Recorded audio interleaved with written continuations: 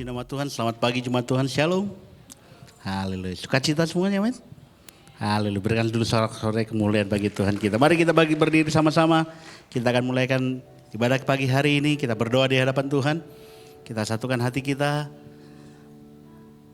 Haleluya, Bapa kami yang bertata dalam kerajaan surga, Bapa yang kami sembah di dalam nama Yesus, kami bersyukur saat kami bangun pagi hari ini Tuhan, kami boleh dapati hidup kami diberkati Tuhan. Hidup penuh dengan sukacita dan limpah dengan kasih setia Tuhan. Terima kasih Bapa, terima kasih. Kami bersyukur juga Tuhan kami sudah ada di tempat ini. Kami percaya kami boleh siap memuji dan memuliakan nama Tuhan. Kami siap beribadah di hadapan Tuhan. Biarlah Tuhan mengurapi setiap kami. Berkati kami dengan firman-Mu. Urapi kami dengan kuasa-Mu. Dan jangan biarkan kami pulang tanpa berkat-Mu Bapa. Kami semua rindu Tuhan menaikkan syukur kami di hadapan-Mu Bapa. Menaikkan pujian dan sembah pengakuan kami di hadapan-Mu ya Allah. Terima kasih Tuhan, terima kasih. Setiap kami berdoa Tuhan. Biar setiap kami melayani juga Tuhan diberkati Tuhan. Bahkan setiap jemaat Tuhan yang belum sampai tempat ini juga dipercepat langkah mereka. Untuk bersama-sama kami memuji dan memuliakan nama Tuhan. Terima kasih Bapa. Segala kuasa kegelapan kami percaya sudah dipatahkan di dalam nama Yesus. Roh Allah yang hidup berkuasa di tempat ini. Setiap sudut ruangan ini dikuasai oleh kuasa-Mu Bapa. Terima kasih. Dalam nama Yesus kami percaya hadirat-Mu Tuhan, hadirat-Mu Yesus memberkati setiap kami. Hanya di dalam nama Tuhan Yesus kami berdoa bersyukur. Bersama-sama kita katakan amin. Baik, Bapak Ibu Saudara dipersilakan duduk kembali. Kita mau masuk dalam hadirat Tuhan pagi ini Saudara. Bila kita bawa persembahan terbaik dari hati kita kepada Tuhan untuk setiap perbuatan Tuhan yang ajaib dan dahsyat dalam hidup kita, amin. Mari sama-sama kita berdoa. Pagi hari ini kami mau mencari wajah-Mu Tuhan. Karena kami tahu dalam hadirat-Mu kami menemukan kasih-Mu melingkupi setiap kami Tuhan Yesus. Terima kasih Tuhan, terima kasih. Mari jemaat Tuhan kita menaikkan pujian bagi Tuhan.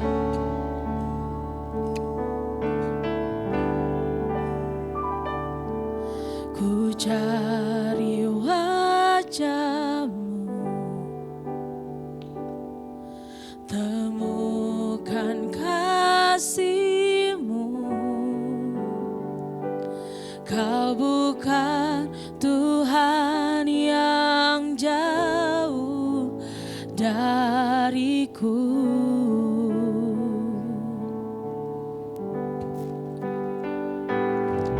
Ku panggil nama-Mu, ku dengar jawab-Mu. Kau Tuhan yang selalu dengar seruan hatiku.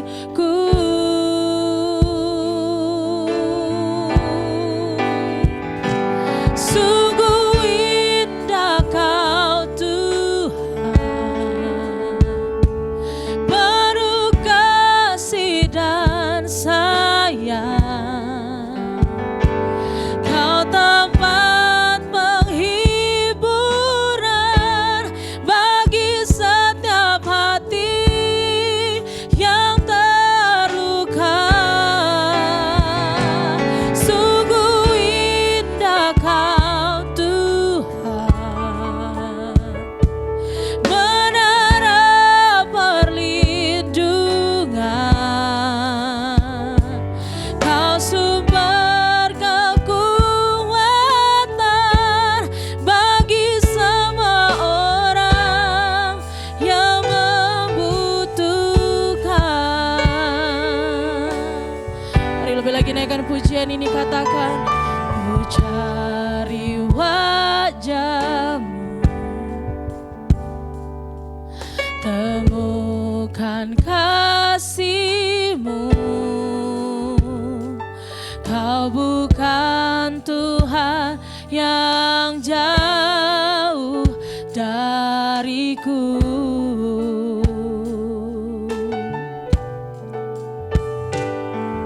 Ku panggil nama-Mu, ku dengar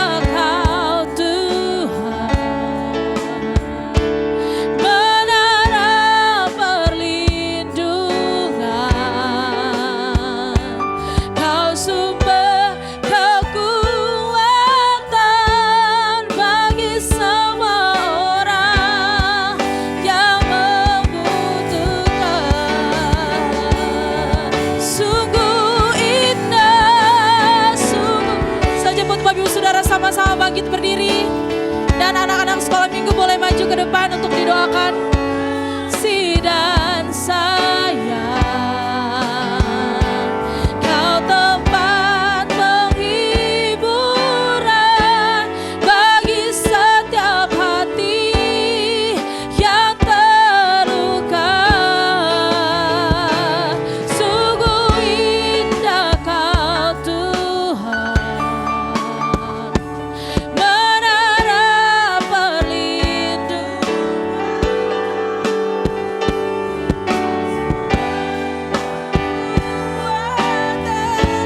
Bagi semua orang yang membutuhkan. Yuk kita doa ya anak-anak. Kita satu dalam doa. Saya undang dengan hormat semua orang tua. Arahkan tangannya kepada anak-anak kita yang maju ke depan. Tuhan Yesus, inilah anak-anak-Mu Tuhan yang maju ke depan, yang sebentar mereka akan masuk ruang sekolah minggu. Tutup bungkus mereka Tuhan dengan kuasa darah-Mu Tuhan. Setiap niat-niat orang jahat lumpuhkan dalam nama Yesus. Berkati anak-anak-Mu yang sudah maju ke depan. Berkati juga kedua orang tuanya yang sudah setia membawa anak-anak ini Tuhan, untuk beribadah di GBI Rem Ciputra ini Tuhan. Berkati usaha, kesehatan orang tuanya Tuhan. Bahkan anak-anak ini juga Tuhan, Engkau berkati kesehatannya. Tumbuh kembangnya Tuhan, Engkau berikan kesehatan yang sempurna bagi anak-anak sekolah minggu ini Tuhan. Berikan hikmat marifat kepada mereka Tuhan, supaya mereka menjadi anak-anak yang berbeda dengan orang-orang dunia. Anak-anak yang pintar, anak-anak yang takut akan Tuhan, anak-anak yang hormat kepada kedua orang tuanya. Berkati setiap kesehatannya Tuhan. Bahkan sebentar mereka akan masuk ruang ibadah sekolah minggu. Berkati juga guru-guru sekolah minggunya Tuhan. Berikan hikmat yang daripada Tuhan kepada guru-gurunya, supaya mereka boleh mendidik, membimbing anak-anak ini Tuhan di dalam kebenaran firman Tuhan. Sehingga kebenaran firman Tuhan itu boleh menjadi rema bagi setiap anak-anak sekolah minggu ini Tuhan. Terima kasih Bapak, terima kasih Tuhan Yesus. Menjadi anak-anak yang pintar, anak-anak ini di sekolah Tuhan. Anak-anak yang berbeda. Jauhkan Tuhan dari setiap pergaulan-pergaulan bebas yang sedang ada di dunia ini, yang sedang menuju kebinasaan ini. Terima kasih Bapak, terima kasih Tuhan Yesus. Kami serahkan anak sekolah minggu ini ke dalam tangan kuasa Tuhan. Berkati mereka, di dalam nama Yesus kami berdoa dan mengucap syukur, haleluya, amin. Ini nyanyian terdalam kami Tuhan, kami menyatakan bahwa Engkaulah yang paling penting dalam hidup kami ya Yesus. Oleh karena pengorbanan-Mu kami ada sampai hari ini, karena anugerah-Mu kami ada sampai hari ini, karena Roh Kudus yang gak pernah tinggalkan kami ada sampai hari ini. Oleh sebab itu Tuhan, kami ambil bagian terbaik yang gak boleh dirampas dari kami. Hak kami bukan kewajiban kami untuk duduk di bawah kaki-Mu, mendengarkan isi hati Tuhan. Kami buka hati kami selebar-lebarnya, dan buka isi hati Tuhan itu firman-Mu sebanyak-banyaknya, karena kami tahu iman kami hanya bisa timbul dari pendengaran akan firman Tuhan. Bicaralah Bapa, kami siap mendengar. Kami minta bantuan Roh Kudus karena sadar daging kami lemah. Konsentrasi kami mudah buyar, iman kami kerap kali goyah. Kami susah dibilangin tapi kami berdoa. Biar roh kami yang penurut Engkau yang peluk Roh Kudus, sehingga waktu ini tidak berlalu sia-sia. Kami minta bantuan Roh Kudus kepadamu Bapa yang baik, dalam nama Yesus. Semua siap dengan firman Tuhan dan diubahkan. Semuanya berkata amin, amin. Shalom semua, silakan duduk. Thank you. Selalu sebuah kehormatan, sukacita bisa berbagi saudara. Hari ini saya mau addressing sedikit yang lagi kekinian tentang Kristen progresif. Kristen progresif itu apaan sih Pak? Saya baru dengar gitu. Soalnya saya Kristen posesif tipenya. Jadi saya paling gak suka kalau ada orang hina Yesus, saya pasti bereaksi.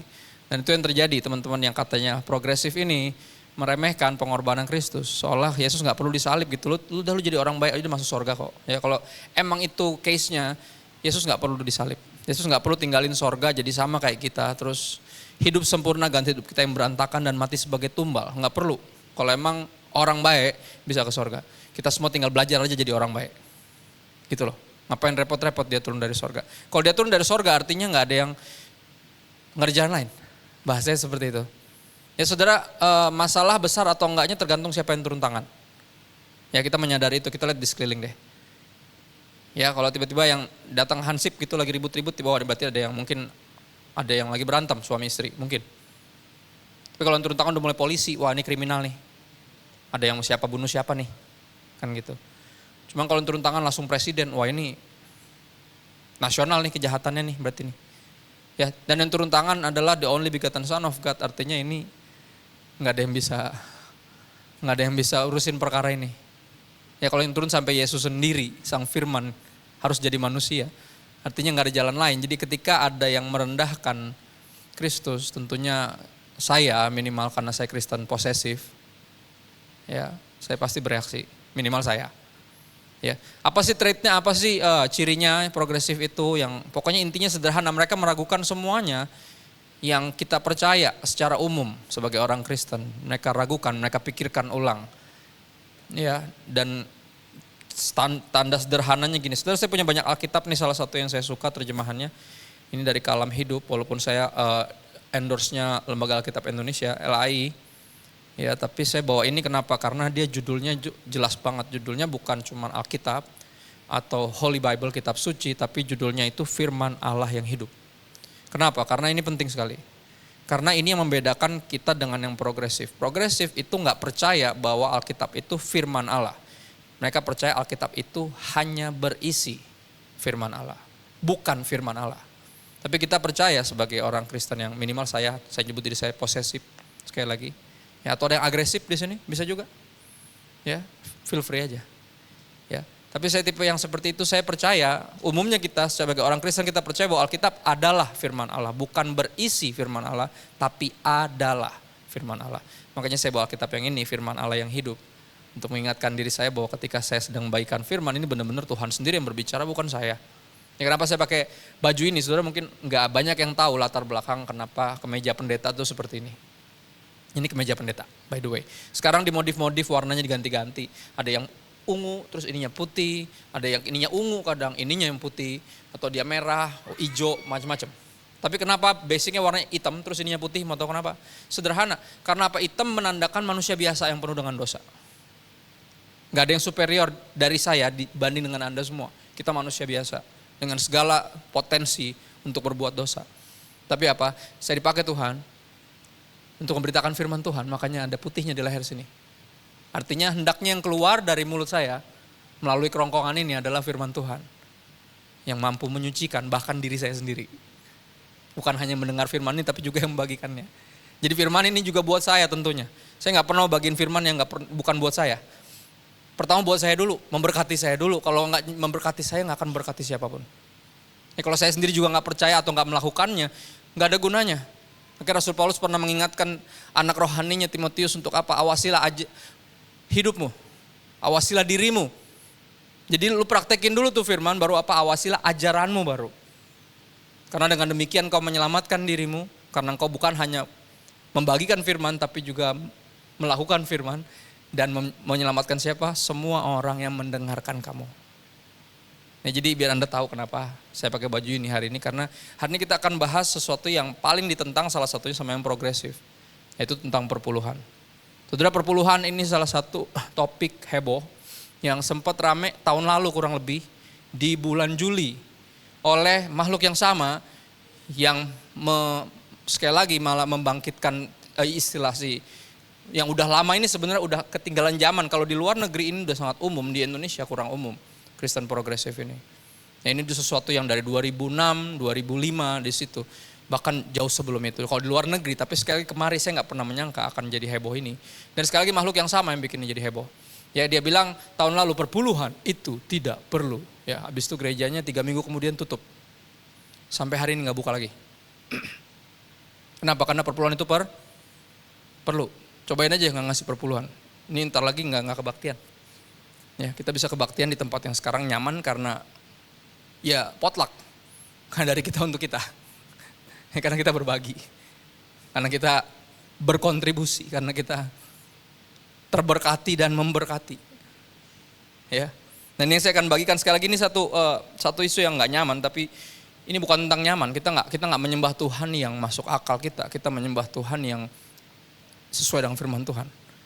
Ya kita nggak mungkin cuman, kayak misalnya gini, ada kata-kata Sadrak Mesak Abednego yang saya ingat, jika Tuhan yang kami sembah sanggup menolong kami, tapi kalaupun seandainya tidak, kami tetap tidak akan menyembah patung ini. Artinya apa? Mereka akan tetap menyembah Tuhan walaupun ketika Tuhan nggak nolongin mereka. Nah kerap kali itu kita tuh punya kecenderungan kita mau percaya Tuhan yang masuk akal kita. Ya, kita mau percaya Tuhan yang enak buat kita, yang melakukan yang kita pengen, memberikan yang kita inginkan. Kita baru mau nyembah Tuhan. Sebenarnya kita nggak lagi nyembah Tuhan, kita lagi nyembah diri kita sendiri. Lagi nyembah pikiran kita sendiri. Tapi hari ini sekali lagi izinkan saya sebagai pemberita firman untuk memberitakan firman.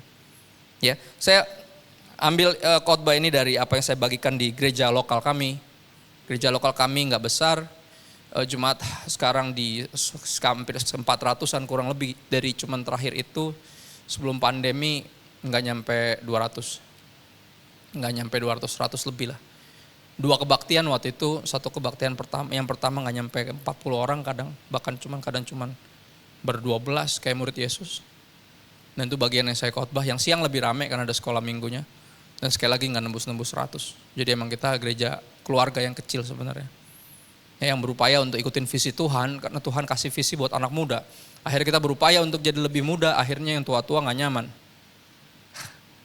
Tapi kan gereja kan bukan punya kita, gereja punyanya Tuhan.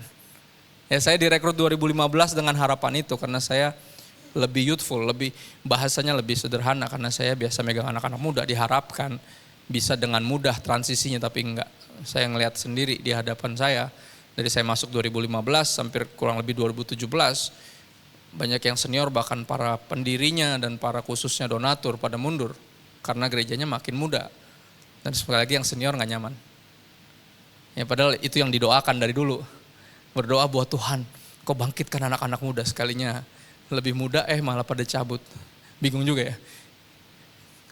Dan akhirnya ini terjadi setelah pandemi, lucunya, uniknya Tuhan genapi apa yang dia berikan visi, kita justru menuai banyak buat anak muda. Sekarang gereja kami itu di 85% itu anak muda.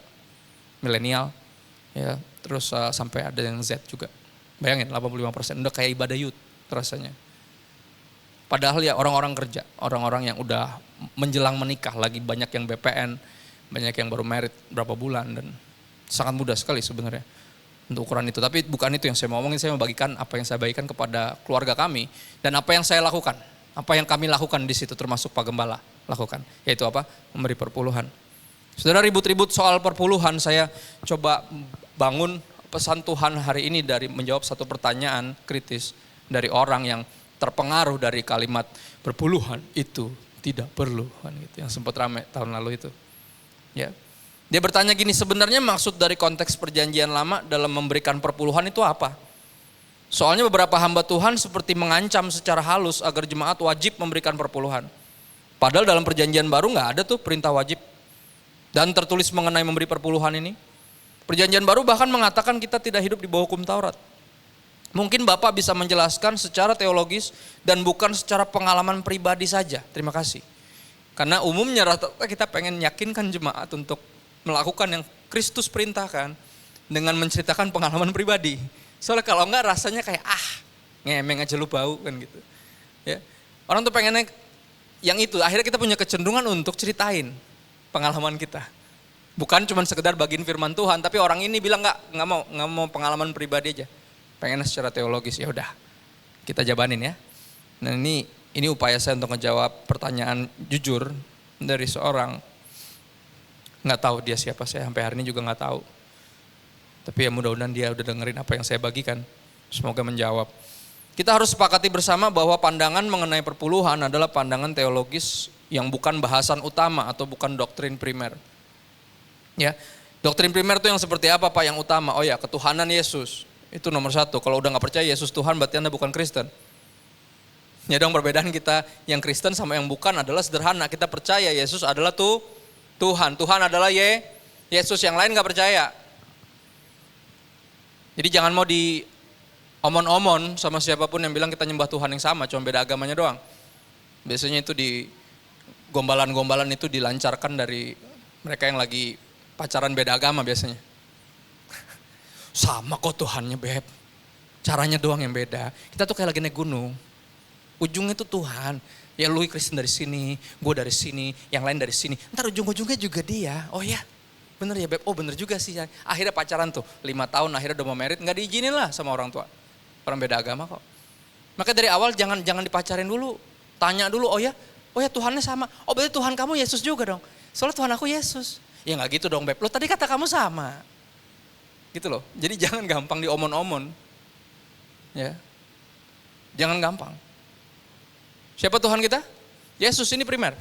Kalau Anda gak percaya Tuhan kita Yesus berarti udah problem, Anda bukan Kristen. Itu nomor 1, itu yang primer. Yang kedua, keselamatan. Hanya di dalam Yesus, no debat, primer. Kalau ada yang mempertanyakan sekali lagi bukan Kristen. Berikutnya otoritas Alkitab, sekali lagi Alkitab adalah firman Tuhan. Mempertanyakan itu doktrin primer, nggak perlu dipertanyakan. Tapi sekali lagi, progresif mempertanyakan semua yang primer. Jadi kita nggak punya dasar karena semuanya relatif. Menurut lo, menurut gua. Nggak ada yang kita sepakati bersama tuh nggak ada. Karena semuanya relatif. Dan berikutnya apalagi yang primer? Trinitas, Bapa, Putra, dan Roh Kudus itu primer. Tapi perpuluhan bukan hal-hal yang utama, nggak masuk di primer. Sesuatu yang bisa diobrolin sebenarnya. Ya. Sehingga apa perbedaan mengenai hal ini perpuluhan sangat mungkin. Nggak bisa terhindarkan. Bahasa kerennya tuh sebuah keniscayaan.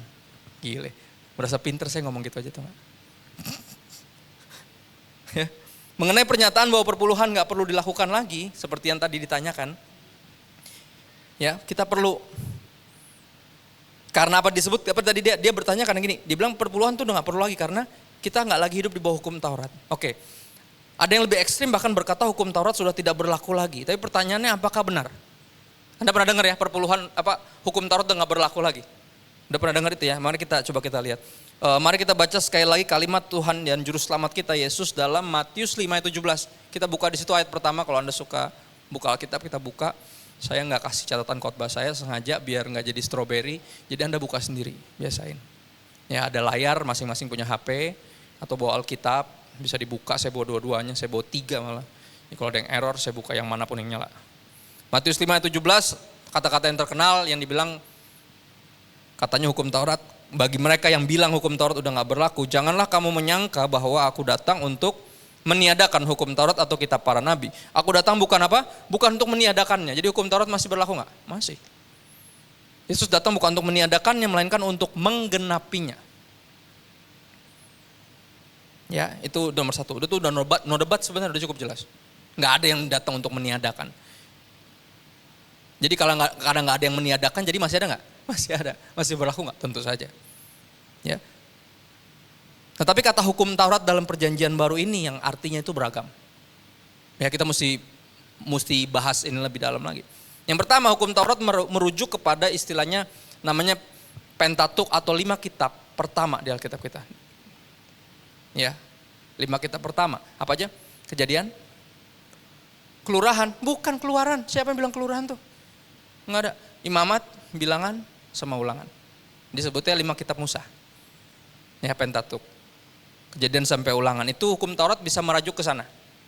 Bisa menuju ke situ. Berikutnya ada namanya Dasatita atau 10 hukum Taurat. Ya, ketika bicara hukum Taurat 10. Ingat dari pertama sampai yang terakhir. Ya.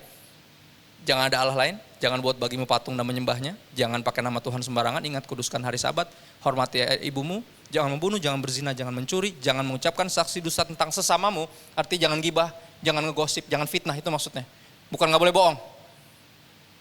Sekali lagi, beberapa jagoan Alkitab justru berbohong.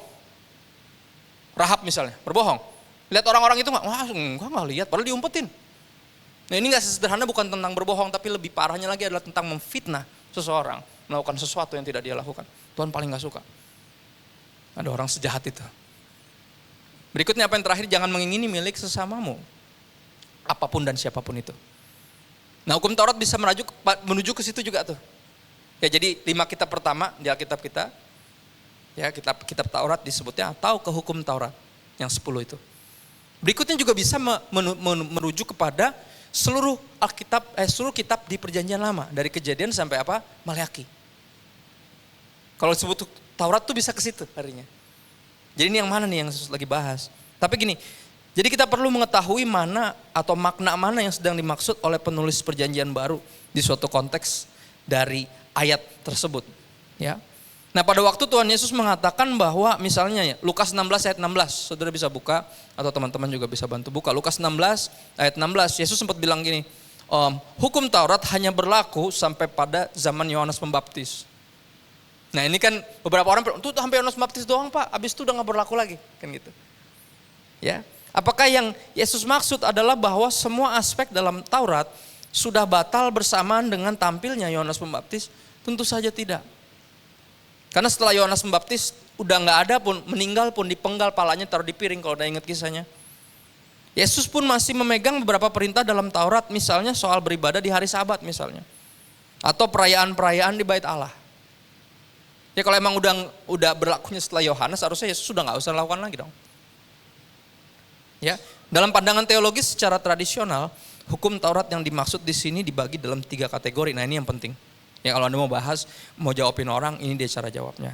Yang pertama adalah ada hukum Taurat itu terbagi dalam yang pertama namanya yang seremonial. Seremoni dari upacara, yang bentuknya upacara. Ya, misalnya contoh, pembakaran korban hewan misalnya.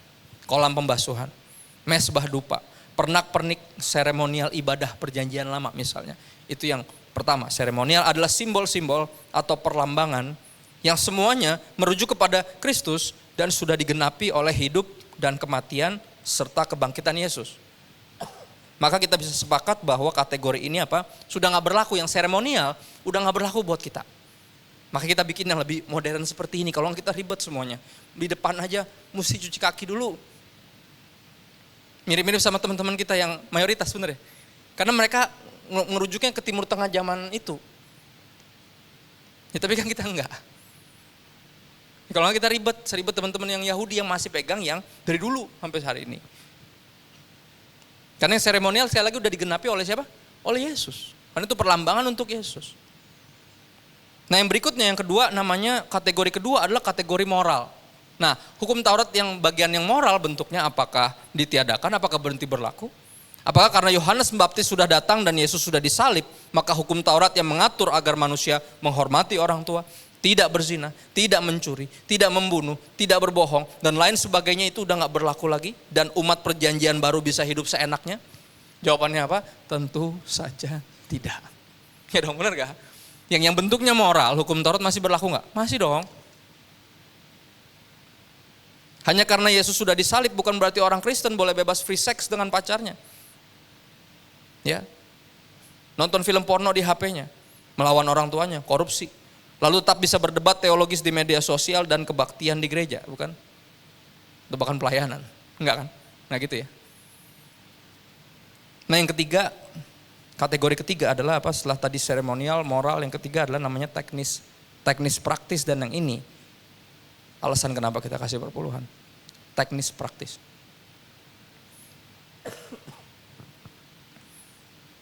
Gini, sebenarnya perpuluhan adalah soal teknis pendanaan pelayanan. Ini saya akan bilang belak-belakan aja. Sekali lagi ini kita bukan orang lain. Ini nggak ada udang di balik bakwan di sini. Saya bukan pendeta gereja sini, bukan. Ini yang saya bagikan di keluarga kami. Ini yang kami percaya karena dari firman Tuhan. Sekali lagi kami pengikut Kristus. Kami akan lakukan apapun yang Kristus perintahkan dan lakukan. Ya. Basically perpuluhan adalah soal teknis pendanaan pelayanan, pemeliharaan hidup para imam dan penata layan, serta diakonia. Ya, saya pribadi meyakini bahwa semua perintah perjanjian lama masih berlaku sampai kapanpun. Dan alasannya hanyalah karena alasan esensi, bukan karena ekspresinya, bukan, udah berbeda. Tiap zaman punya ekspresinya sendiri, tapi esensinya masih sama, ekspresinya bisa berubah. Bentuk konkret suatu perintah bisa berubah-ubah sesuai dengan situasi zaman, namun esensi yang diajarkan oleh perintah atau hukum itu bersifat kekal dan universal. Contoh sederhana misalnya, Taurat memerintahkan umat untuk berhenti dari segala kesibukannya agar beribadah kepada Tuhan sekali seminggu. Disebut apa? Hari Sabat. Apa artinya? Sabtu, bukan. Hari Sabat artinya hari istirahat. Walaupun kata Sabtu berasal dari kata Sabat, tapi Sabtu artinya atau Sabat artinya bukan Sabtu. Sabat artinya istirahat. Anda istirahat hari apa? Tergantung profesinya. Ya, kalau Coki Sitohang misalnya, ya salah satu elders di gereja kami. Sabtu Minggu bukan hari istirahat, Sabtu Minggu gawe. Dia kan MC. Ya, dia nggak mungkin sabatnya Sabtu atau Minggu, bisa Senin, bisa Selasa, kayak pendeta misalnya. Mana ada Sabtu Minggu sabat? Kagak, kita istirahatnya Senin. Mending kalau pendeta beneran yang gembalain. Kalau yang nggak gembalain mana ada istirahatnya kayak saya. Nggak ada. Orang mah Raja Tega aja tuh Senin kosong Pak. Iya Senin gue buat istirahat kali, emang gue nggak punya hidup. Orang mana tahu. Pokoknya kalau lihat jadwal saya kosong langsung aja udah. Di tempat kita ya Pak ya. Astaga. Napasnya kapan ini? Ya, secara ekspresi ritual kita mengerti bahwa perayaan Sabat mingguan dan tahunan sudah digenapi oleh siapa? Oleh Yesus. Secara ekspresi udah digenapi. Tapi namun secara esensi umat kita di masa perjanjian baru ini masih merasakan perlunya berkumpul bersama, beribadah sekali seminggu. Sekalipun harinya dipindah dari Sabat waktu itu Sabatov ke Minggu atau Domingus. Domingus ternyata artinya minggu. Ya, sebagai hasil pergumulan dari bapak-bapak gereja kita dahulu. Alasan utamanya kenapa dipindah dari Sabtu ke Minggu? Karena Yesus bangkit hari Minggu. Itu alasan sederhananya. Lucu ya, Tuhan berkarya di sepanjang sejarah bikin hari Minggu tuh libur. Sehingga kita gak punya alasan untuk gak beribadah. Udah dibikin libur, mana hari lain gak libur tuh, gak merah tuh. Hari Minggu, seminggu sekali tiap minggunya libur, hebat gak? Dan kita bisa-bisa dipindah dari Sabtu ke Minggu. Secara apa? Esensi. Ekspresi sekali lagi bisa beda, ada teman-teman tetap stay di Sabtu, bebas. Bebas, gak ada paksaan di sini. Ya. Kalau kita ngotot mau menolak hukum Taurat, maka harusnya bukan hanya soal perpuluhan ditolak, tapi tolaklah juga perintah untuk beribadah sekali seminggu. Perintah untuk hidup kudus, perintah untuk hidup accountable, dan yang lain-lain kita tolak sekalian. Buang semuanya sekalian. Jangan cuma perpuluhan doang yang dibuang. Kenapa? Karena cuma itu gak nyaman, gak enak, bikin ribet. Gak masuk akal buat kita. Sekali lagi, kita gak nyembah diri kita sendiri. Kita nyembah Tuhan. Yang tertulis di sini, yang kita kenal melalui Yesus Kristus, melalui firman Tuhan. Pandangan ini terutama didasarkan pada sikap Yesus terhadap hukum Taurat yang nampak jelas di Matius 5 ayat 18 sampai 48. Saudara catat aja ini buat di rumah. Ya. Matius 5 ayat 18 sampai 48 saya nggak buka. Dalam bagian ini jelas Injil menulis dengan gamblang bahwa Yesus tidak membatalkan atau mengganti perintah-perintah perjanjian lama. Sebaliknya Yesus malah mempertegas esensi dari tiap perintah-perintah tersebut. Contohnya tentang larangan terhadap perzinahan fisik. Yesus bukan hanya membawanya ke ranah ekspresi fisik, tapi menariknya ke dalam sampai pada esensi akar masalahnya, yaitu apa? Perzinahan dalam hati. Ada di Matius 5 ayat 27 sampai 28. Boleh dibuka kalau mau dibuka. Ini biar Anda gak cuma dengerin saya doang. Kamu telah mendengar firman jangan berzina. Yesus bilang apa? Tapi aku berkata kepadamu, setiap orang yang memandang perempuan serta menginginkannya secara seksual di dalam hatinya, udah berzinah dengan dia dalam hatinya. Lihat, Yesus bawa sampai ke esensinya. Intinya bukan cuma gak boleh, tapi menginginkannya aja juga udah gak boleh. Wow, siapa yang bisa luput? Gak ada. Makanya semuanya perlu juru selamat. Gak ada yang bisa nyelamatin dirinya sendiri. Bahkan ketika udah pengen aja udah jatuh dalam dosa. Waduh, gawat juga. Siapa yang bisa? Gak ada. Maka kita perlu juru selamat. Kenapa dia bawa ke esensinya? Untuk meyakinkan kita bahwa kita perlu dia. Kita perlu dia.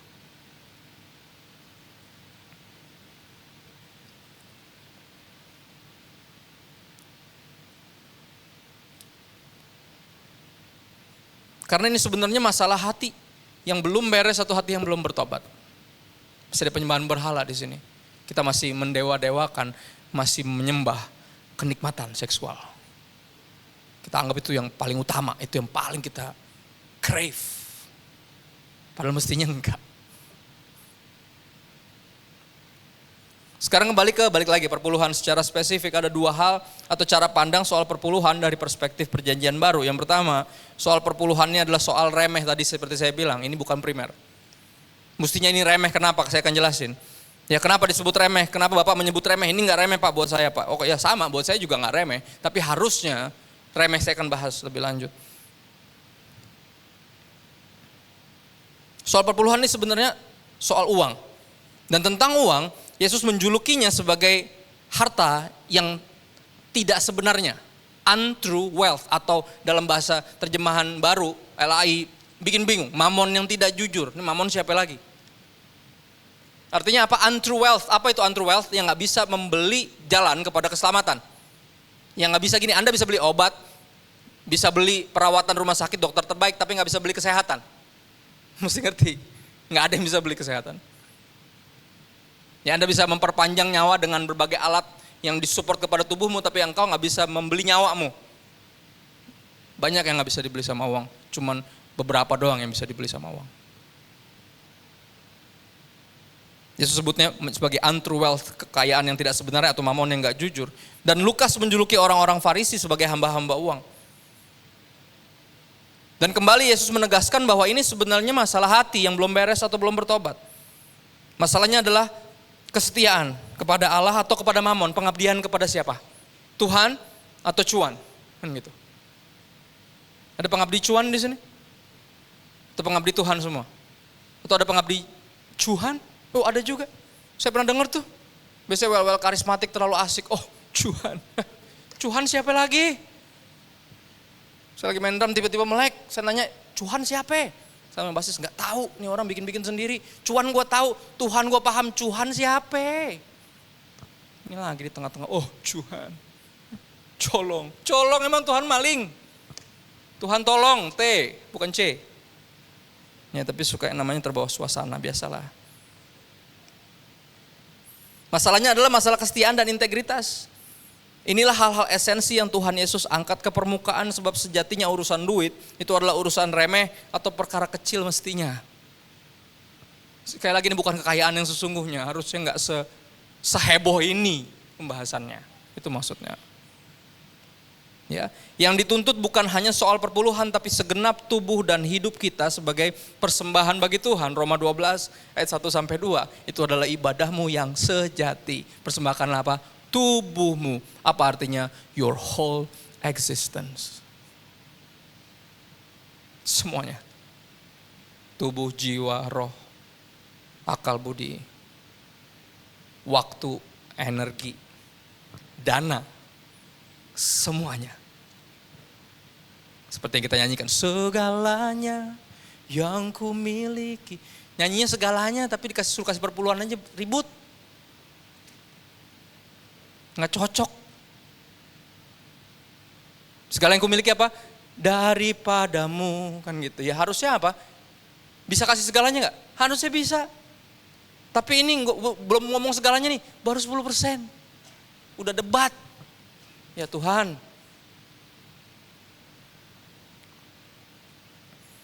Berarti konsekuensi logisnya apa? Seluruh aspek hidup kita harus dipersembahkan kepada Tuhan. Ya baik jasmani, jiwa, roh maupun finansial. Baik studi, karir maupun pelayanan. Baik keluarga maupun uang kita. Bukan hanya 10% tapi apa? 100% adalah milik Tuhan. Kita semua percaya itu, benar? Atau ada yang gak percaya? Percaya kan? 100% milik Tuhan? Nah jadi akan jadi lucu dong sebenarnya jika kita ingin meniadakan persepuluhan dengan alasan bahwa Alkitab memerintahkan untuk memberikan seluruh hidup kita. Kok jadi gak nyambung? Alkitab bilang kasih seluruh hidup. Terus kita ributin masalah perpuluhan. Cara berlogika macam apa itu? Ya kalau boleh pinjam kata penginjil evangelis Cak Lontong. Mikir, kok bisa? 100% percaya semua punya Tuhan, tapi 10% entar dulu. Loh. Kok entar dulu? 10% di dalam 100% enggak? Oh ya iyalah, cuma 10 itu, sedikit.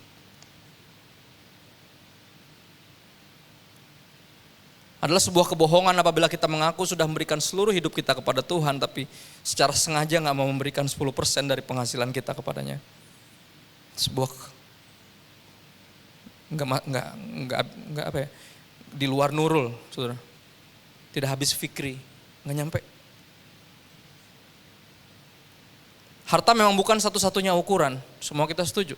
Namun harta pasti menjadi salah satu ukuran. Kenapa? Karena jikalau kamu tak setia dalam hal mamon yang tidak jujur, siapakah yang akan mempercayakan kepadamu harta yang sesungguhnya, kata Yesus.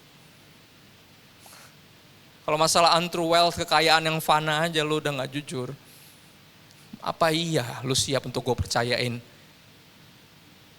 harta yang sesungguhnya? Sabaslah hambaku yang baik dan setia, engkau sudah setia dalam perkara kecil, masuklah dalam kebahagiaan Tuhanmu. Enggak, kita nggak siap buat itu. Kalau yang di sini aja masih culas. Apa yang Yesus katakan di Lukas 16 jadi sebuah pengingat di ayat 11 dan 13. Seorang hamba nggak bisa mengabdi kepada dua tuan. Karena jika demikian ia akan membenci yang seorang dan mengasihi yang lain. Atau ia akan setia kepada yang seorang dan tidak mengindahkan atau cuekin yang lain. Kamu tidak dapat mengabdi kepada Allah dan kepada Mamon di saat yang sama. Anda pengabdi Tuhan atau pengabdi cuan, silakan dipilih. Atau ada pengabdi mantan di sini? Ada juga yang masih gamon? Ya Tuhan. Atau pengabdi santan? Kalau dokter udah bilang gak boleh makan yang kayak gitu-gitu, masih aja. Kita semua pengabdi Tuhan harusnya, ada amin. Kesetiaan kita kepada Allah diuji bukan hanya dari yang besar dulu, melainkan dari hal yang paling kecil dan remeh, yaitu urusan duit. Sebenarnya sekali lagi itu remeh. Yes. Segalanya perlu uang, tapi uang bukan segalanya, ada amin. Itu kalimat yang sering kita dengar, dan itu benar kok. Benar. Ada ungkapan yang menarik, dia bilang kayak gini, orang yang paling miskin di dunia adalah orang yang punya duit dan gak punya apa-apa lagi. Sedih benar. It's true. Tapi bisa jadi kita gak punya seluruh dunia, kita gak punya duit sebanyak itu, tapi kita punya apa? Kita ada jaminan keselamatan. Kita punya keluarga rohani yang mungkin gak besar, tapi setia. Kita punya orang-orang yang peduli sama kita, mendukung kita, mendoakan kita, menegur ketika kita ngaco. We have everything yang gak bisa dibeli sama uang.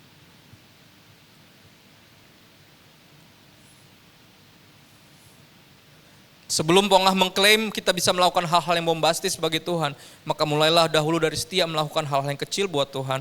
Ya seperti masalah perpuluhan ini contohnya. Ya kalau tidak maka tidak akan bedanya dengan para Farisi yang dikecam Yesus di Lukas 16 atau Matius 23. Munafik. Itu yang Yesus pakai kata-kata itu. Dan itu bisa jadi berlaku buat kita juga kalau kita bertingkah seperti itu. Padahal itu gak ditujukan kepada kita sebenarnya, enggak. Nah berikutnya alasan teknis praktis yang saya bilang karena perpuluhan jatuh di sini. Alasan teknis praktis dari perpuluhan adalah yang pertama, keberlangsungan hidup atau keberlangsungan ibadah atau pelayanan, itu nomor satu.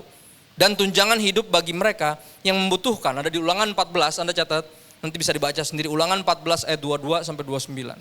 Silakan dicatat, nanti dibuka-buka di rumah sendiri. Keberlangsungan ibadah atau pelayanan dan tunjangan hidup bagi mereka yang membutuhkan. Sekali lagi berada di gereja yang cukup sederhana, itu enak. Kenapa? Karena keuangan itu jelas. Minggu ini masuk, minggu depan habis, gampang. Minggu ini masuk cuma buat minggu depan kebaktian di situ. Jadi kalau minggu ini Anda nggak ngasih apa-apa, minggu depan kita kebaktian Padang. Nggak di ruangan. Kalaupun di gedung itu di parkiran kita kebaktiannya. Nggak ada AC, nggak ada bangku, berdiri aja terus. Kita present worship, standing party. Nggak ada duduk-duduk. Kalau mau bawa tikar sendiri. Atau bawa bangku sendiri. Sekali lagi sesederhana itu, jadi kalau Anda misalnya udah pernah terluka karena pernah di gereja yang gede, yang menggelapkan dana perpuluhan, pendetanya jatuh masalah duit, ya jangan nyari yang gede lagi. Itu namanya ngorek-ngorek trauma. Cari yang jelas. Yang jelas-jelas perlu. Yang tahu nih kalau kita ngumpulin sekarang, kita kolekkan sekarang cuma buat minggu depan bisa kebaktian lagi di sini. Sederhana itu. Ya, help yourself to believe.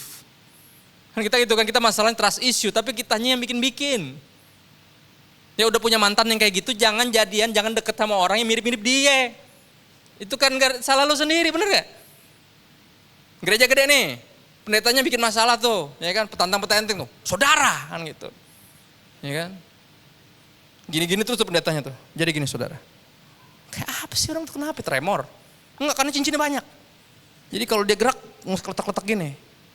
Kayak siapa ya? Kayak pernah lihat. Ya kan? Enggak gitu konsepnya. Tapi udah pernah yang gitu, nyarinya yang gitu-gitu lagi.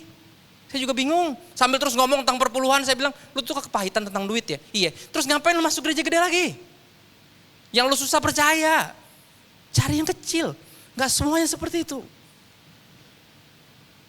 Enggak semua orang tuh kayak mantan lu, jadi jangan disamain. Kasihan dong kalau yang benar-benar tulus. Bener gak? Berapa orang kan susah, move on, jadi akhirnya apa, ketemu yang baik, yang beneran sayang, juga diabaikan karena masih inget yang dulu. Salah siapa? Salah lu, bukan salah orang ini. Kasihan malah kadang orang ini apa, dapat insecure-nya lu doang. Karena lu masih nyamain dia sama mantan lu, dia bukan mantan lu. Bukan. Berlaku juga masalah perpuluhan ini. Yang kedua, perpuluhan dibawa ke tempat ibadah. Ulangan 14 ayat 23 sampai 25 dan juga tentunya Maliaki 3 ayat 10 nanti kita akan buka. Yang ketiga, para imam dan Lewi, karena ini pertanyaannya selalu gitu. Ya, Pak, saya mau kasih perpuluhan boleh nggak ke tempat lain? Hah? Gimana? Ke tempat lain maksudnya gimana? Ya saya gereja di sini, saya kebaktian di sini. Saya mau kasih perpuluhan saya ke tukang parkir depan rumah, bisa nggak? Hah? Buat apaan? Depan rumah lo ada tukang parkir, bukan depan ada jadi ada April Maret di depan rumah saya. Right? Ada tukang parkir itu, saya mau kasih ke dia boleh nggak? Enggak, bukan nggak boleh. Buat apa? Jadi kayak lebih memerlukan daripada gembala saya. Oh, bukan, emang perpuluhannya buat gembala situ. Saya taunya buat gereja, buat operasionalnya. Yang sampai sekarang masih perlu duit, belum bisa dibayar pakai doa. Ada amin? Kalau bisa, puji Tuhan, kita nggak usah ngumpulin duit lagi. Tapi belum bisa, doa masih belum laku sampai hari ini. Masih pakai duit bayarnya. Ya, gereja saya mah nggak perlu Pak, gereja saya isi orang kaya semua. Oh ya? Yakin, lu kenal semua tuh. Setiap orang di 8.000 jemaat itu. Ada yang nggak perlu, serius. Udah yakin tuh, sehingga tukang parkir yang lu mau bantuin. Kalau bisa jadi ada sesama orang percaya yang adalah anggota tubuh Kristus di keluarga rohanimu, yang bisa jadi hari Senin nggak tahu mau bayar apa ke sekolahan anaknya, dan anaknya terancam nggak bisa ikut ujian. Dan putus sekolah seperti generasi-generasi sebelumnya karena nggak punya duit sama sekali. You know exactly. Di gereja lu nggak ada yang perlu. Serius lu. Hebat kalau engkau bisa sampai tahu ribuan tuh sampai detail. Kita aja masih berusaha 400 nih. Tapi puji Tuhan kita selalu berusaha bikin banyak leaders biar semuanya tuh ke cover. Jadi semuanya ada yang kenapa kita semuanya urunan. Ada yang kenapa kita semuanya urunan. Itu cara yang paling mudah untuk bergereja. Membantu kita, menyadarkan kita bahwa apa? Keluarga kita perlu. Jangan sampai kita nggak bantuin keluarga kita sendiri yang perlu, kita malah bantuin tetangga. Serius loh. Tapi ini nggak ngerti logika berpikir berapa orang tuh kayak gitu, selalu diasumsikan, oh gereja gede, ini mah pasti udah pada kaya semua nih. Padahal makin gede gerejanya, operasionalnya juga makin gede, benar. Yang ketiga, para imam dan Lewi berhak atas persembahan itu. Kenapa? Karena mereka nggak memiliki bagian milik pusaka. Ulangan 14 ayat 27. Mereka tidak bisa bekerja sehingga memerlukan bantuan material dari orang-orang Israel pada saat itu. Selain para imam dan Lewi, penerima perpuluhan lainnya adalah orang-orang yang berkekurangan misalnya. Ulangan 14 ayat 29. Sangat terbatas penghasilan mereka. Ya, para orang miskin misalnya, atau para janda, yatim piatu dan orang-orang asing. Para penerima persembahan secara esensi adalah mereka yang tidak memiliki sumber penghasilan lain. Contohnya adalah pendeta full time. Itu contohnya, paling gampang deh. Ya, beberapa teman-teman yang bantuin, misalnya musisi full time ada juga. Ada yang bantuin di gereja, pengerja full time, nggak ada sumber penghasilan lain, nggak ada. Nih kalau zaman dulu, orang Lewi dibilang nggak punya tanah warisan untuk jadikan ladang. Ya ada juga para janda, anak-anak yatim dan orang-orang asing yang seringkali sulit memperoleh kesempatan mendapatkan penghasilan. Situasi perjanjian lama sangat membatasi mereka dalam hal mata pencarian. Supaya tetap hidup mereka, supaya para pelayan bait Allah tetap bisa melayani tanpa gangguan, maka Allah memerintahkan bangsa Israel untuk mendukung mereka secara materi. Caranya gimana? Perpuluhan. Ini caranya Tuhan, bukan caranya kita, bukan. Lantas gimana dengan pelayanan di perjanjian baru? Memang para pelayan dan hamba Tuhan di perjanjian baru nggak dilarang bekerja dan memiliki harta milik, namun perpuluhan masih tetap relevan. Ada berapa alasan? Yang pertama, ada banyak hamba Tuhan hari ini yang betul-betul hidup melayani tanpa berkarir atau memiliki usaha yang lain. Ada, tapi ada yang sambil, ada juga. Tapi nggak semuanya kayak gitu. Jadi ada yang benar-benar pure mengabdikan hidupnya untuk mengembalakan berapapun jemaat yang Tuhan percayakan. Ada. Mereka meninggalkan segala kesempatan untuk berkarir, meraup kekayaan dunia profesional. Hidup mereka dibaktikan purna waktu 24 jam sehari, 7 hari dalam seminggu untuk melayani jemaat dan gereja Tuhan dengan segala macam kesulitan dan pergumulannya. Gak jarang banyak di antara mereka yang tidak punya hari libur yang tadi seperti saya bilang dan gak punya istirahat yang cukup. Para hamba Tuhan ini serta keluarganya adalah manusia yang juga memiliki kebutuhan hidup sehari-hari seperti Anda dan saya. Mereka harus bergumul dengan biaya popok anak dan susu, tagihan listrik, biaya sekolah, kontrakan, dan juga beras, biaya berobat, dan lain-lain. Memangnya kita pikir para pendeta ini pulang menafkahi istri serta anak-anaknya dengan memakan lembaran warta jemaat? Pertanyaan yang harus direnungkan yang sekarang udah gak ada. Yang kedua, pelayanan pastoral dan penginjilan adalah proyek Tuhan yang maha besar, yang membutuhkan dana yang juga amat besar. Katakan amin. Kalau Anda nggak mengatakan amin berarti belum pernah mendukung penginjilan. Anda akan menyadari ini bukan, nggak kecil biayanya penginjilan itu. Dan banyak ada beberapa hamba Tuhan yang terpanggil fokus di sana. Siapa yang mesti support kita? Kita yang nggak bisa pergi karena kita punya usaha, punya keluarga, nggak bisa ditinggal. Gini, kita nggak bisa pergi, tapi kita bisa dukung pelayanan. Nggak semua terpanggil pergi, kalau semuanya pergi siapa yang ngurusin di rumah? Nggak ada. Tapi apa baik yang turun ke dalam sumur, maupun yang pegangin tali di luar, buat yang turun ke dalam sumur, dua-duanya ada luka di tangannya. Yang pertama karena turun ke dalam sumur, yang kedua karena megangin tali itu. Ya, jadilah pemegang tali itu. Jika Anda pengusaha sekali lagi nggak punya waktu untuk pergi ke daerah terpencil untuk menginjil, kita support yang pergi. Dengan hasil keringat kita, yang adalah berkat dari Tuhan. Itu caranya. Dan perpuluhan salah satunya tujuan yang buat ini.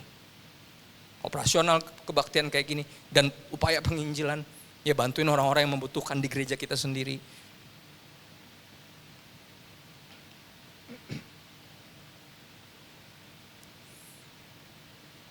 Saya bongkar dikit lagi di belakang, saudara.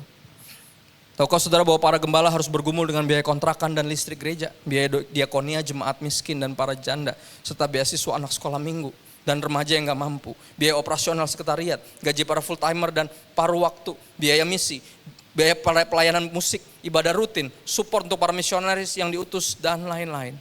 Gak jarang para gembala tersebut gak gajian, bahkan rela menjual barang milik pribadinya demi kelangsungan pelayanan. Ayat 3, yang bagian 3 juga perjanjian baru jelas mengatur perihal pendanaan pelayanan.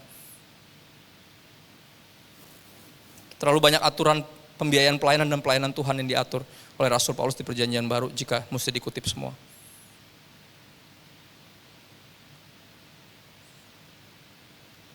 Saudara, jadi kesimpulannya ini, saya akan habisin waktu saya di sini. Persembahan perpuluhan masih berlaku hari ini karena alasan yang pertama, esensi. Sekali lagi ekspresi bisa beda, tapi esensinya masih sama. Dan alasan teknis, praktis yang tadi. Ya, berbeda dengan persembahan sulung yang menurut aku pribadi sebagai yang belajar firman Tuhan, cukup sulit mencari prakteknya kalau di zaman sekarang. Ayat pendukungnya juga kurang kuat, tapi yang perpuluhan ini terlalu powerful.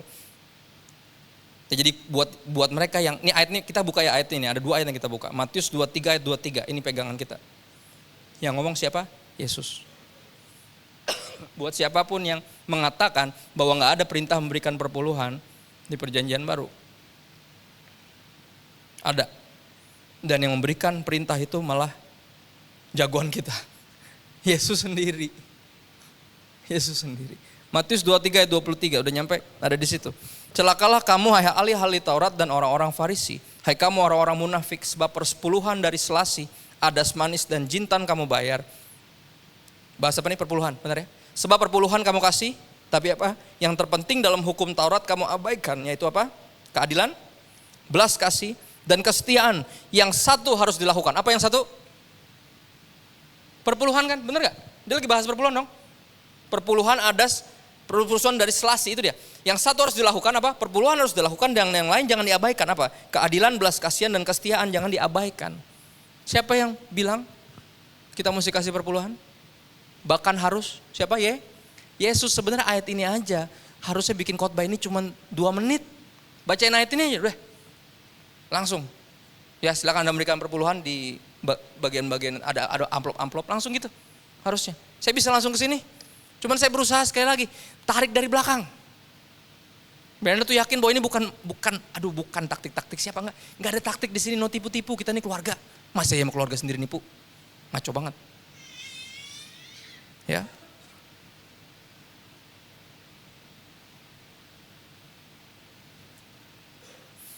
Berikutnya, kita perlu memahami bahwa esensi dari perintah perpuluhan ini adalah ucapan syukur.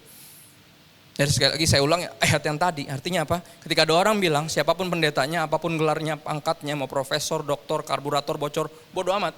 Kalau Yesus bilang, lu mesti ngasih, kita pasti ngasih karena kita pengikut Kristus. Kristen adalah pengikut Kristus, bukan pengikut Kristo. Jadi kalau Anda belum follow IG saya, nggak ada problem. Nggak masuk neraka, tapi Anda harus ikut Yesus, kalau nggak masuk neraka nanti. Ya, jadi nggak ada yang, kalau Yesus bilang perpuluhan itu harus dilakukan, harus diberikan, nggak ada yang bisa bilang perpuluhan itu tidak perlu. Akhirnya apa, gereja tutup, beneran nggak bohong saya. 3 minggu setelah dia ngomong gitu, kebaktian terakhir gerejanya. Wow, kenapa? Karena gerejanya isi anak-anak muda yang lagi berupaya untuk membangun hidup mereka sesuai dengan firman Tuhan. Tiba-tiba ada yang nggak sesuai dengan firman Tuhan menurut gembalanya, nggak perlu. Akhirnya ya udah emang gitu, kalau nggak ada yang ngasih selesai gerejanya. Udah mana anak muda bokeh, nggak usah ngasih lagi, selesai udah. Kebaktian dalam hati aja udah. Pakai Zoom, itu Zoom aja pakai duit, bener nggak? Di atas 40, ntar kita di menit 40 putus ya, nanti nyambung lagi. Udah kayak pacaran ABG, putus nyambung. Gimana mau ibadah kalau putus nyambung mulu? Lihat gak? Bahasa Yunaninya tuh ya-ya-o, tau gak ya-ya-o? yang ngerti Yunani, nggak ada bercanda. Itu namanya jago-jagoan namanya. Kalau Yesus suruh kasih, nggak ada satupun dari kami yang punya hak untuk ngomong, nggak perlu. Kita perlu memahami bahwa esensi dari perintah memberikan perpuluhan adalah ucapan syukur. Ini yang Abraham lakukan ketika dia memberikannya kepada Melkisedek. Yakub lakukan ketika dia mengalihkan persepuluhan dari setiap penghasilannya sebagai tanda ucapan syukur atas pemeliharaan Tuhan. Ya.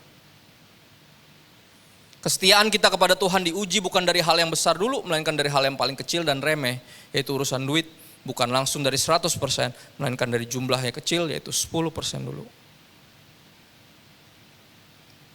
Saya kutip rekan hamba Tuhan di tempat kami, anaknya Pastor Robert Sutanto, Raguel Lewi bilang perpuluhan bukan jatah preman, tapi bentuk kepercayaan kepada sang pemberi, atau lebih tepatnya sang pemilik dari semua yang kita punya. Ayat terakhir kita di Maliaki 3 ayat 10, atau itu terakhir sebelum terakhir, musisi boleh maju ke depan supaya mainkan lagu sedih, supaya saya terdengar lebih rohani. Ketika pendeta karismatik bilang terakhir, artinya masih ada satu lagi, cuman biar semangat aja. Nanti lagi jam 5 Pak, saya tahu, saya juga ngerti. Ya, saya lagi soal yang khotbah, saya juga tahu. Ya. Maliaki 3 ayat 10, bawalah seluruh persembahan persepuluhan itu kemana? Ke dalam rumah perbendaharaan, apa itu? Gereja. Supaya ada persediaan makanan di rumahku. Rumah Tuhan di mana? Gereja, sekali lagi. Dan ujilah aku, lihat, jadiin kata-kata ini karena kata-kata ini gak pernah muncul lagi di bagian manapun di Alkitab kita. Ujilah aku, gak ada lagi di mana-mana. Kalaupun ada kata ujilah muncul adalah uji dirimu, kata Rasul Paulus. Enggak. Tuhan, sekali-kalinya Tuhan suruh kita menguji dia, bayangin. Tuhan suruh kita menguji dia. Wadaw. Saya pakai, kok sampai gini-gini amat? Artinya apa? Susah untuk kita lakukan sampai Tuhan ngomong gitu. Lu tes gue deh, sampai gitu. Orang kok udah ngomong kayak gitu. Artinya apa? Yang lagi diomong ini ngeyel pasti. Bener gak? Itu bahasa ngeyel, bahasa Ibrani. Bener gak? Sampai Tuhan ngomong gitu, lu uji gue, lu tes gue deh. Lu tes ketuhanan gue. Lu kasih dah. Ya. Siapa aku? Firman Tuhan semesta alam. Saya Tuhan semesta alam. Uji saya. Apabila aku tidak membukakan tingkap-tingkap langit dan mencurahkan berkat kepadamu sampai berkelimpahan. Artinya apa? Godaan terbesar ketika kita nggak mau memberikan perpuluhan adalah kita takut kurang. Udah pasti itu. Itu yang pertama. Itu yang paling manusiawi. Yang nggak manusiawi, yang culas, yang jahat adalah apa? Kita serakah. Tapi saya percaya nggak banyak yang serakah. Banyaknya yang khawatir. Pak, saya nggak ngasih aja nggak cukup Pak, apalagi ngasih. Ya kan? Itu selalu alasannya. Sebenarnya mau ngasih Pak, pengen kalau bisa tuh pengen. Tapi saya nggak ngasih aja kurang, apalagi ngasih. Dan saya bilang gini, ya udah ngasih aja kalau gitu, toh kurang juga kan? Bener gak? Nih, nggak ngasih kurang. Ngasih kurang nggak? Ya pastilah nggak ngasih aja kurang, bener gak? Ya mendingan ngasih dong, sama-sama kurang. Cuma bedanya apa? Kurang tapi taat, bukan kurang dan kurang taat, bener gak? Enggak, tanggung, bener gak? Saya nggak ngasih aja kurang Pak, ya makanya ngasih. Orang kurang juga kan. Tapi ini janjinya Tuhan, coba kasih. Bukankah saya akan buka tingkap langit? Artinya apa? Engkau tidak akan kekurangan, percaya deh sama saya. Saudara, ini kesaksian sekali lagi, walaupun dia minta secara teologis doang, tapi saya pengen bersaksi, saya rindu. Nih momen-momen di mana saya memberikan, justru momen-momen di mana Tuhan mencukupkan dengan cara yang aneh. Pas saya nggak ngasih, justru saya paling kurang, itu yang aneh. Kenapa? Karena dia suruh kita menguji dia. Yang dipertaruhkan ini ketuhanannya. Yang kita pertanyakan adalah sebenarnya juga ketuhanannya. Kalau dia yang nyuruh dan kita percaya sama dia, kita harus juga memberikannya. Rick Warren ngomong satu quotes yang bagus. Dia bilang ini, if you don't trust God with your money, then you don't trust God.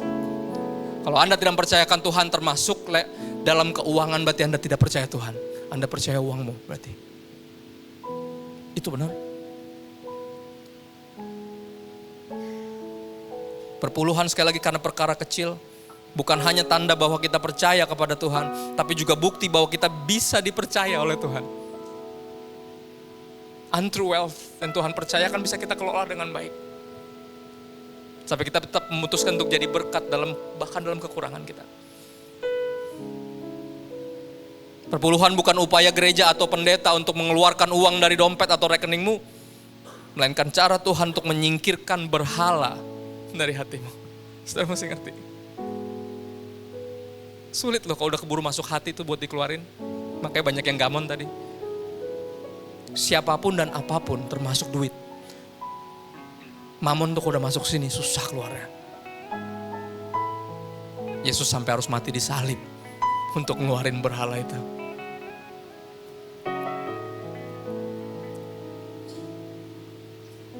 Dan yang terakhir, ini personal saya mau bagiin sesuatu yang sederhana, tadi juga personal semua. Yang terakhir adalah berkat yang tidak sempat disyukuri, tidak menghasilkan sukacita di hati. Saudara, ayatnya ada di sini, Mazmur 103 ayat 2. Pakai terjemahan baru, tertulisnya, pujilah Tuhan hai jiwaku dan janganlah lupakan segala kebaikannya. Ingat lagu apa kalau kayak gini? Bila topang keras melanda hidupmu. Ingat lagu itu. Ayo lanjut. Yang old schoolers. Come on. Count your many blessings, name them one by one, and it will surprise you what the Lord has done. Hitung berkatmu satu-satu. Ingat semua janganlah lupa. Berkat Tuhan mari hitunglah. Kau niscaya kagum oleh kasihnya. This is how me and my wife, bahkan nanti kalau anak-anak kami udah ngerti, kami akan kumpulin mereka. Ketika kita sebelum kasih perpuluhan, ini yang terjadi. Setiap kali kami dapat sesuatu, secara uang ya. Kalau yang bentuk yang lain saya juga bingung. Kita beli nasi goreng, masa ya 1 sendok kita minggirin, terus buat siapa? Buat kucing. Atau buat tukang parkir juga, buat tukang parkir. Apa nih bu, kok cuma 5 sendok? Nah itu dia. Kita cuma beli 5 pak, saya, istri saya, anak-anak saya 3. Cuma beli 5, jadi bapak cuma 5 sendok, aneh. Perpuluhan nasi goreng itu aneh. Ya, dalam bentuk duit, oke? Berapapun yang Tuhan percayakan, Tuhan berkati kita dengannya, kita langsung sisihkan, langsung, nggak pakai lama. Jadi nggak pakai entar dulu artinya pasti kepake. Ujung-ujungnya nggak bisa ngasih apa-apa. True story, ada yang pernah nyoba, pasti kepake. Makanya apa? Langsung kalau dapat apa disisihin langsung. Seberapa kecil pun itu, masukin ke tempat yang tidak terjamah. Artinya nggak di utak-utak nggak, masukin. Ya kalau perlu yang mesti dipecahin tuh sampai akhir bulan baru kalau perlu pakai cara old school itu, sehingga nggak bisa dikorek-korek. Pakai yang biasa bentuknya ayam. Bener, masukin. Biar nggak usah diambil-ambil. Masukin aja berapapun. Nah yang pas mau ngasih baru apa kita buka, tak kita hitung dan kita nangis bareng. Kenapa? Karena di bulan ini tinggal tambahin nolnya 1. Di bulan ini Tuhan cukupkan kita. Sampai di jumlah yang ini yang gak masuk akal buat kita. Jadi kami memberi dengan apa? Dengan air mata, sukacita. Bukan terpaksa. Aduh gede banget ya jumlahnya, sayang juga ya Beb. Bukan gitu. Bukan. Kita malah bersyukur. Saudara, kenapa? Karena berkat Tuhan yang langsung kepake gak akan sempat disyukuri. Saya ulang, berkat yang tidak sempat disyukuri tidak menghasilkan sukacita di hati. Contoh, orang yang gajinya 5 koma. Oke, udah ditransfer asik, langsung ke ATM. Ini yang terjadi, lihat udah masuk, langsung apa? Transfer, cicilan. 5 menit kemudian langsung koma, itu maksud saya. 5 koma itu. Berapapun jumlahnya, karena terlalu banyak cicilan, terlalu banyak yang dipengen, ya hal-hal yang di luar kemampuannya. Misalnya contoh, dulu tempat saya kantor, office boy-nya 2 orang, itu motornya Ninja. Ih gile, yang naiknya nungging itu. Astaga, motor saya aja seumuran adik saya, motor papa saya.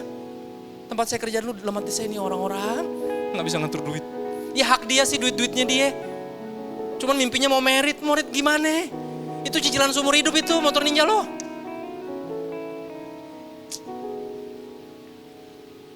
Ya, saudara, sekali lagi berkat yang gak sempat disyukuri. Yang cuman dapat langsung kepake.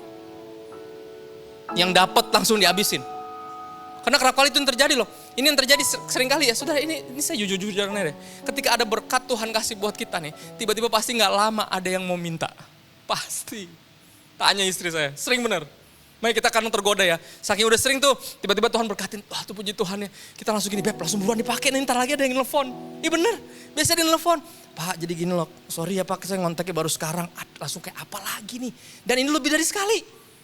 Terlalu sering jadi kita sampai sejahat itu. Langsung pakai. Ntar tahu ada yang minta. Kalau ada yang minta berarti bukan punya kita.